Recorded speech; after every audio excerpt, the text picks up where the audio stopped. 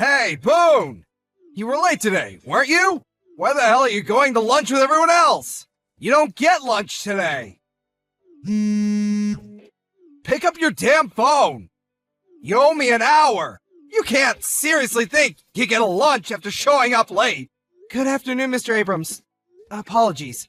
I left my seat for a few minutes to call the hospital to check on the old lady this morning. I'll be back immediately.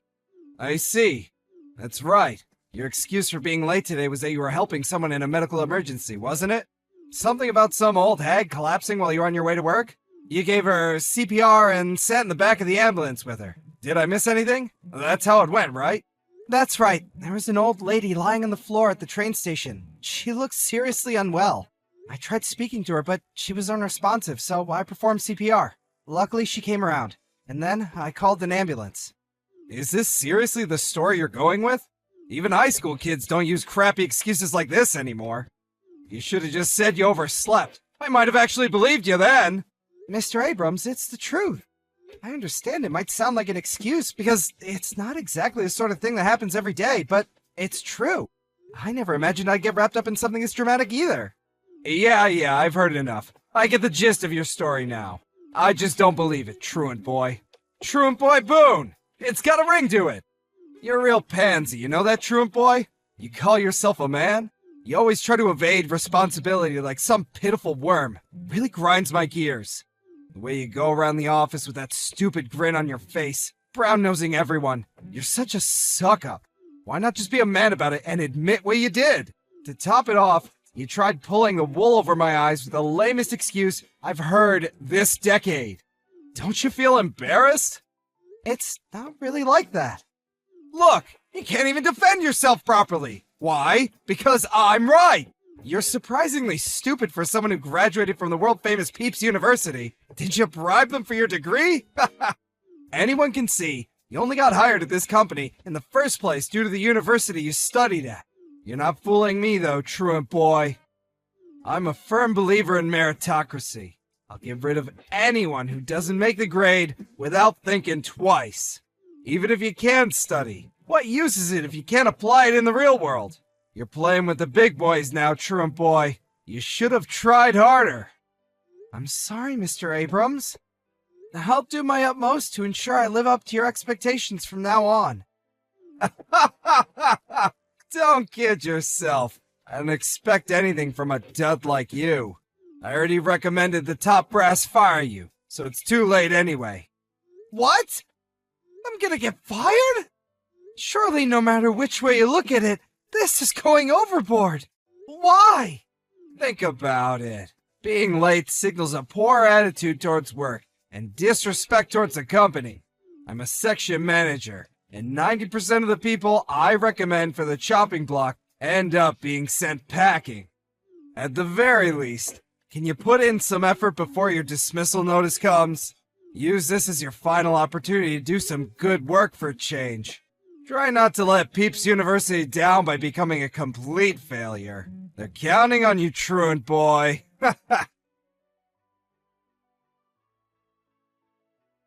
Boone, what time can I expect to see those files I asked you to get done? They should be done within the hour. Great. That leaves plenty of time then. Plenty of time? I need you to format, edit, check, and submit the PowerPoint slides in my shared folder. Just to confirm, do you mean you want all this done today? Yes, today. Why? Is that gonna be a problem? There's no easy way to tell you this, so I'm just gonna come out with it. I'm celebrating an important occasion with my family today, so I'll be leaving at my regular home time. Besides, even if I got started on the files right now, it's doubtful I'd get them done by the end of the day. Is tomorrow really not possible? An important celebration with your family? You can do that whenever you like. And I need these files dealt with today, so you don't have permission to leave early. It's a man's job to work and make money. You can deal with your insignificant family crap once you've submitted the files. Your family can wait, but your job can't. Oh, and it would be in your best interest not to lie and try to wiggle your way out of doing your duties. You miserable worm. You know full well you can get this done by the end of today. This is a direct order. Do I make myself clear? Please, sir, it's not that I'm saying my job isn't important. Not at all. But to tell you the truth, my family are more important than work. I can't in good conscience do overtime if it means letting them down. Once again, sir, I must insist, even if I was to get started on those files you asked me for right now, they would absolutely, beyond any doubt, take me past home time. Finally, this company doesn't operate on an overtime policy, so I have no obligation to do what you're asking me to from a contractual standpoint. Now, sir, I mean this with the utmost respect, but I just took a look at the files you asked me to complete, and the deadline doesn't seem to be anywhere near as pressing as you seem to be suggesting it is. Are you answering me back again? You just don't give up, do you? Man, am I pleased I advised the higher-ups to fire you. This place is gonna run so much more efficiently with you gone. So, you did report me then? The way I see it, there's one more huge advantage of getting rid of you, which I'm really looking forward to see in effect. Everyone in the department's gonna be so terrified they're next, and so worried about being in my bad books, I'll have my own personal army of obedient worker drones. I can't wait to make an example out of you. They'll be practically begging me for extra work. It's gonna be great! The sooner you're out of here, the better. Huh? You're doing this to make an example of me? It's not really that, but it's a big part of it. And really? Huh? That's how you speak to your direct supervisor? Who the heck do you think you are, worm? Are you getting an attitude with me, your boss? Sir, I don't have an attitude. The fact of the matter is, you were late. Now here's the thing, you're useless at the best of times. So really, this is just what I've been waiting for. You talk back to me at every opportunity. You don't do your job. And you're so arrogant, you prevent me from doing mine! You're an obstruction! An obstructive worm! I just can't wait for your name to get called out by HR. I'm almost disappointed I won't be able to watch the announcement in person. I'd bring popcorn. I'm done talking to you. Bye, delinquent. Hey, Worm Boy, are you alive? I heard you got called into the CEO's office. Did he do it? Did he fire you? Actually, we did talk at great length about a certain person's dismissal. I knew it! LOL! Sucks to be you! I guess I was wrong. I thought HR would deal with you, but it looks like word made it right to the top instead. Looks like I wasn't the only one in this company who was sick of your attitude, huh? Imagine getting fired after trying to play the saint with some lazy excuse. You're so lame. Out of all my subordinates, past and present, you're probably the lamest dude I've ever managed at this company. My stomach hurts. Do you seriously think I'd fire the man who saved my mother's life? Who the hell do you think you are to act like this at my company? Huh? What's this? What are you even talking about, Worm Boy? Did you lose your mind? Did you finally crack under all the pressure? Phone call, 10 seconds. As I just told you on the phone, you need to get back in the office at once. Mr. President, sir. Why are you? Did I not just tell you? Boone saved my mother's life. I heard about how you were sending him all sorts of unpleasant messages using your company phone. So I asked him to pass me his. I'm sorry, sir. I'm really sorry, but I'm not sure what you mean. What does Boone have to do with your mother, sir? You're aware of why Boone was late the other day, are you not? Yes, I'm aware. Then you know full well what I mean, Sam. Go on, take a shot in the dark. I'm terribly sorry, sir. Other than something about helping an elderly person, I don't remember. The elderly person was my mother. Oh, I see. That explains everything. Wow, to think Boone saved your beloved mother's life. He's such a hero. What an incredible, selfless man. That's right, he is.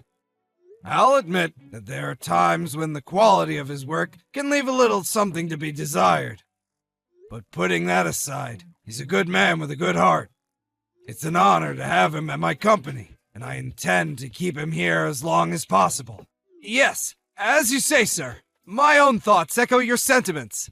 I've always said this about him. He's a great man. A real pleasure to be around. We're lucky to have him. The longer he's with us, the better, I say. What the hell are you talking about, Sam? From what I've heard, you didn't believe him in the slightest. Not only that, but you attempted to use his lateness that day as pretext to have him fired. No. That's all wrong. Which part is wrong? Well, you see, the thing is, Mr. Benson, I saw the report you filed with HR about how you claimed his attitude towards work is poor, about how he lacks the skills required to do his job properly. Ring any bells? When I had HR conduct an investigation, it turns out the reality was the exact opposite of what you wrote. His reputation is stellar, one of the best at the company. So, I think it's fair to say that what you've done here is file a false report, isn't it? No! It's not fair to say that at all! In fact, it couldn't be more unfair! Boone's got everyone fooled! He's been bullying and harassing me in secret this whole time! Are you just making excuses? That's funny. Judging from the chat logs, I could have sworn you hated people who try to worm their way out of things and dodge responsibility. You call yourself a man? And please, Boone bullying and harassing you? Do you have a shred of evidence to back that up? By that, do you mean he just had the courage to correct your mistaken opinions? Are subordinates not supposed to give their opinions to the boss? I'm sure that's the world you'd like to live in. Are your staff disqualified from telling you what they think? Or being honest when they're not capable of doing something simply by the virtue of the fact that they're lower down on the chain of command than you? Does your job consist of treading on and oppressing subordinates more talented than yourself? No, not at all. Please, sir, I'm being set up. To make matters worse, I've had reports from HR that you've been throwing your weight around the other employees in the department too? I've received several reports that you've tried to make an example of Boone to keep your other employees in line, and people have been treading on eggshells around you. I haven't just heard this from one or two people either. Almost all of the employees in your department are concerned and dissatisfied with the way you've been conducting yourself lately. What's your excuse this time? Mr. Benson, I'm deeply sorry. I accept what you say, and there may be some room for improvement in the way I conduct myself at work. I won't make an excuse. What I've done is inexcusable, which is why I'm begging you, please, to be merciful and make my punishment as lenient as you can. You admit wrongdoing, then?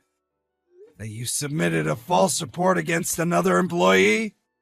That you abused your position of authority at this company to make the working environment needlessly stressful and difficult for your employees?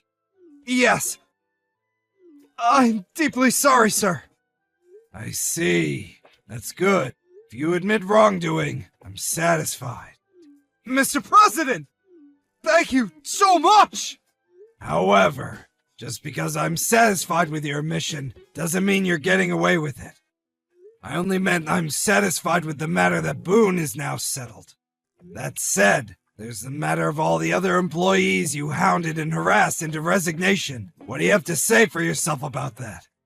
Excuse me? That's right. A large number of employees from your department handed in their resignations recently. I made sure to receive testimonies regarding your conduct from every single one of them. Testimonies claiming you were harassing them. Every single one of them. I don't know a thing about that. The timing was perfect. Just as you were about to call into my office to discuss the issue of mass resignations, I got word on how you'd been acting towards Boone. Tell me, Sam. Where are you right now? You're awfully late. What's taking so long? I've been rushing back to the office the moment you called me. I'm so sorry, sir. I'm going as fast as I can. I'll be there really soon. Please, just hold on a little longer. You wouldn't lie to me, would you, Sam? It's the truth! Interesting. Is that hamburger tasty? Huh? The window, behind you. When I headed out to the store to buy myself a drink after I handed Mr. Benson my phone, I spotted Mr. Abrams in a restaurant 30 seconds away from the office, with a hamburger in one hand and his phone in the other. Given the situation, I thought it was best to report it to Mr. Benson. By that point, Mr. Abrams was so late back from his lunch that we decided we should go out and look for him. When he realized the company president was standing right behind him, he darted outside the restaurant faster than I thought it was possible for any human being to move. He was swiftly taken to the president's office, where all of the ex-employees who accused him of misconduct were waiting. With that, the meeting began. As his past misdeeds were laid before the president one by one, Mr. Abrams sat nervously in the corner, biting his nails and sweating profusely. His punishment? Amazingly, he didn't get fired, but he was demoted back down to the rank of a regular employee. Normally, offenses this severe would lead to dismissal. But it seems like Mr. Benson didn't feel comfortable letting a man like Sam Abrams loose on society.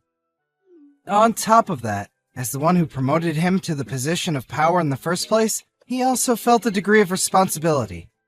After the meeting, he said he intended to whip his errant subordinate back into shape himself. To Mr. Abrams, an ex-section manager with a lot of pride and a big ego, I think being demoted and suddenly being on equal footing with me and the other regular employees was even more painful for him than losing his job.